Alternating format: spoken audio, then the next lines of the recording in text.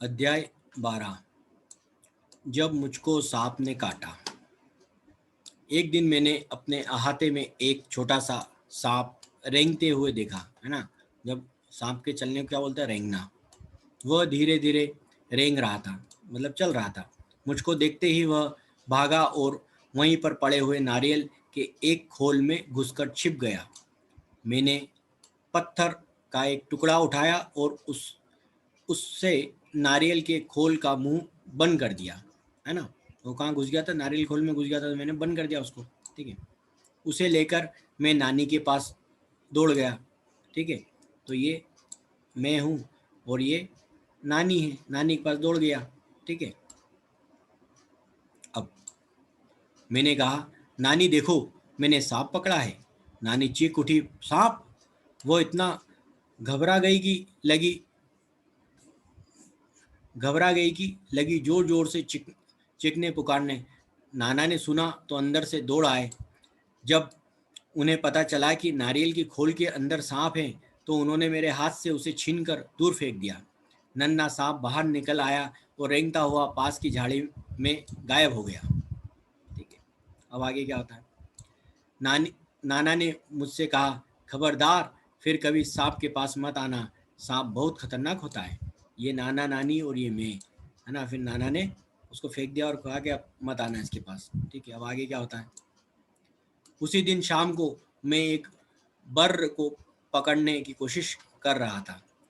उसने काट खाया। बड़े जोर से दर्द उठा। मुझे दर्द से कहराते देखकर नानी ने सोचा कि मुझे सांप ने काट लिया है। उंगली मैंने दौड़कर नानी को उंगली दिखाई। उन्होंने जल्दी से नाना को पुकारा। नाना तुरंत दौड़ आए और मेरी उंगली को देखा। जहाँ बर्र ने काटा था, वहाँ नीला निशान पड़ गया था। वह चट मुझे गोद से उठाकर बाहर भागी। फिर आगे क्या होता है। बाग और धान के खेत के पास पार करके भागते भागते वह अपने घर से दूर एक छोटी सी झोपड़ी के सामने जाकर रुके। वहां पहुंचते ही उन्होंने आवाज लगाई, है ना। किसको आवाज लगाई? एक बूढ़ा आदमी बाहर निकला। वह सांप के काटने का मंत्र जानता था। नाना ने उससे कहा, इस बच्चे को सांप ने काट लिया है, इसकी झाड़ फूक कर दो। बूढ़ा मुझे झोपड़ी में ले गया। उसने मेरी उंगली देखी और बोला, चुपचाप बैठो, हिलना डुलना मत। फिर पीतल के बर्तन से पानी लाए और मेरे सामने बैठकर मंत्र पढ़ने लगे। ठीक है। फिर क्या हुआ। मैंने मैं चाहता था कि मैं चाहता तो बहुत था कि उस बूढ़े को बता दूं कि मुझे सांप ने नहीं, बर्र ने काटा है। पर मेरे नाना मुझे कस कर पकड़े रहे, मुझे बोलने ही नहीं दिया। जैसे ही मैं कुछ कहने को मुंह खोलता, वह डांट कर कहते, चुप। डर के मारे मैं चुप ही हो गया। हमारे पीछे पीछे हमारी नानी भी गई, लोगों के साथ वहां आ पहुंची। सब लोग उदास खड़े देखते रहे।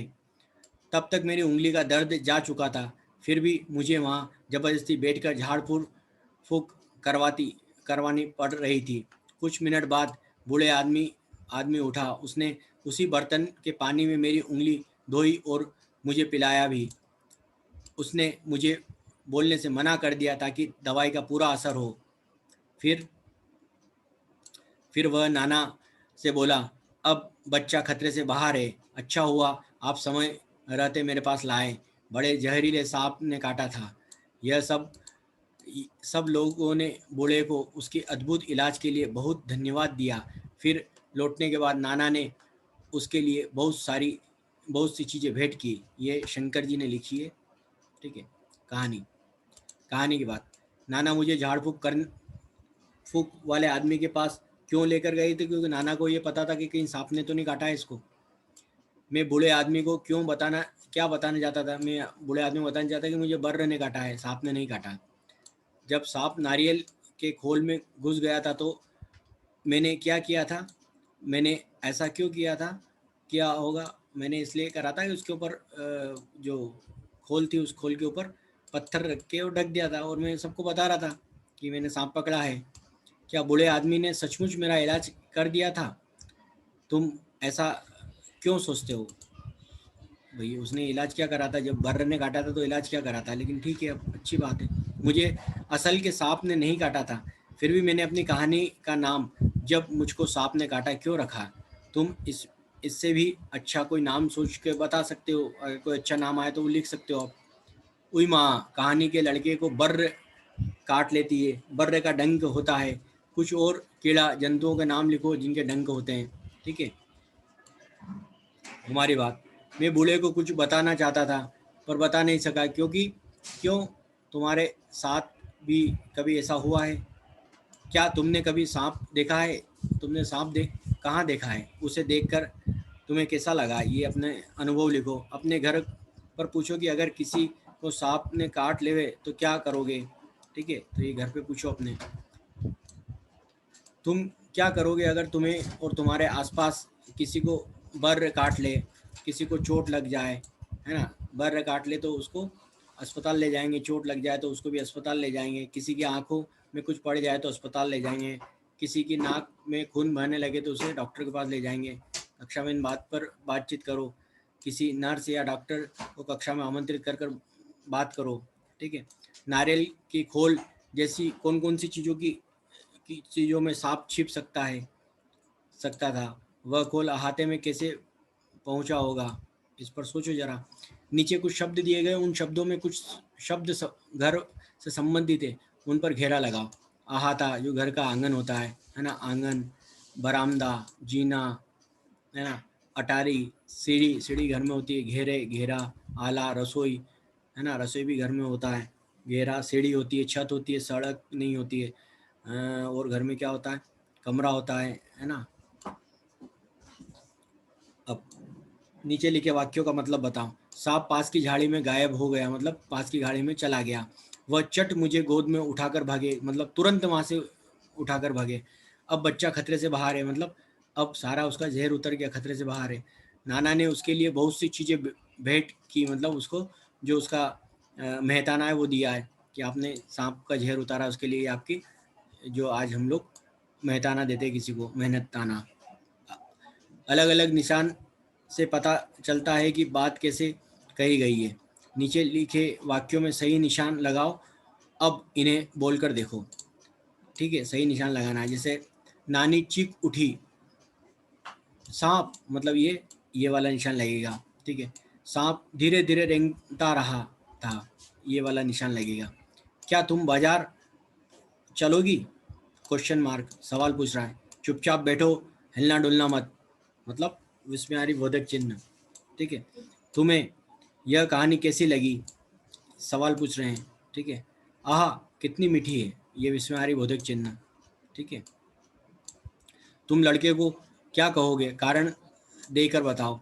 निडर, नादान, होशियार, शरारती, डरपोक, शर्मिला, है ना। तो नादान है और निडर है ना। याद रखो, वह खोल में सांप लेकर भागा था, मतलब निडर भी है और नादान भी है, उसको नहीं पता सांप से क्या होता है। सांप धीरे धीरे रेंग रहा था।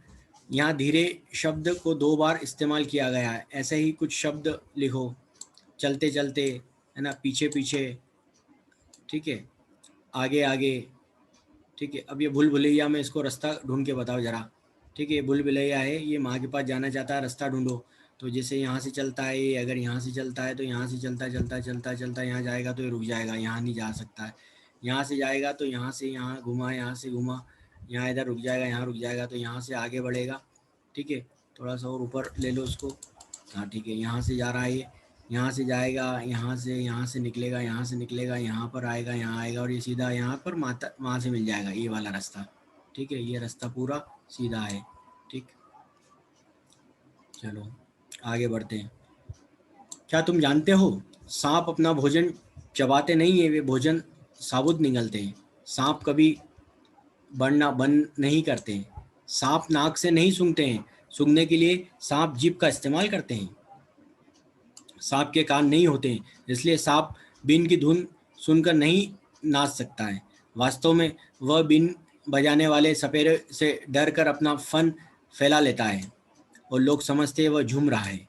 सांप दूध नहीं पीते हैं। कुछ सपेरे सांप को जबरदस्ती दूध पिलाते हैं, पर इससे सांप मर भी सकता है। ठीक है।